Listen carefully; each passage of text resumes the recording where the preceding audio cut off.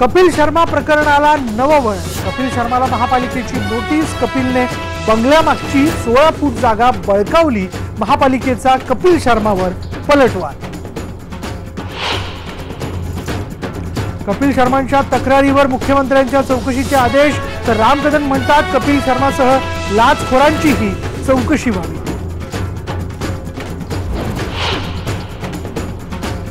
कपिल शर्माच्या विरोधात शिवसेना मनसे आक्रमक। पुरावे दिले नाहीत तर आंदोलनाचा इशारा। नितेश राणेंचीही चिमटे।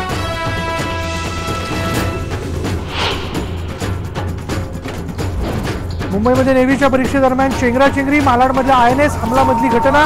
खाण्यापिण्याची आणि बसण्याची ही सोय नाही।